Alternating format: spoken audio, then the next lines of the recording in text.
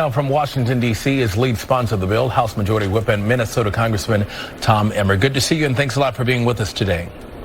Great to be with both of you, DeMarco, Eva. Thanks for having me this afternoon. Of course. So how would this bill expand mental health care on a national level?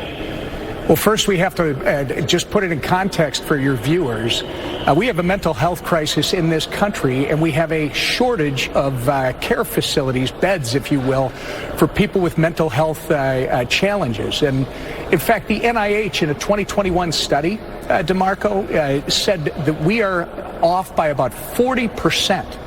And if what this bill does is it would allow mental health hospitals and other facilities to apply for federal hospital mortgage insurance. In 1968, Congress passed the Fair Housing Act, which had Section 242 in it, which to incent people to build hospitals and expand hospitals, they created this federal hospital mortgage insurance, but they excluded mental health facilities. And what we're trying to do is correct that, because we've got this severe shortage, and the longer we don't deal with it, you probably know, we're pushing people with serious mental health issues into homeless centers, into hospital emergency rooms, and worse yet, into our jails. So the big point of this bill is to create more beds, because you say there's a bed shortage when it comes to these mental health hospitals. How does that impact this mental health crisis that we're seeing?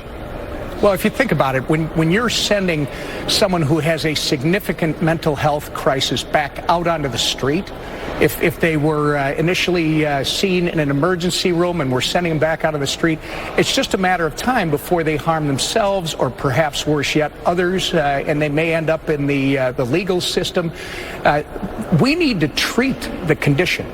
This is no different than having a broken leg. People have mental health challenges that we can treat, and we want to be able to treat them in a extended setting, right, inpatient mental health facilities, so that we can return them to productive members of society. I think that should be everyone's goal. We have to ask you about the race for the White House. Former President Trump had a big win in Iowa earlier this week. What do you think this means for the Republican Party as we head into New Hampshire, which is coming up next? Well, I mean, it's pretty clear to me that what it means is people are motivated to get out and vote. When you're looking at Iowa, where you had 10 to 20 below zero in some places, and people are still participating in the process, it shows you the level of their intensity and their motivation. And quite frankly, I understand it. You've got double-digit inflation. You've got unrest all around the world.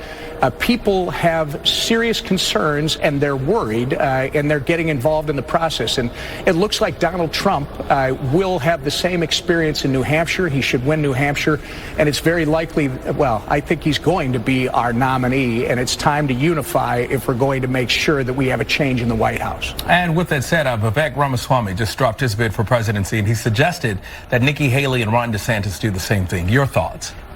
Well, listen, unlike others, I like all of these people. I've worked with every one of them. They've put in serious time and effort to their campaigns, and I appreciate that. But I do agree with Vivek that it's time to unify on the inevitable so that we can actually have a chance to take back the White House. All right, Congressman Tom Emmer, it's been a pleasure having you on. Thank you, and come back. Thank you, guys.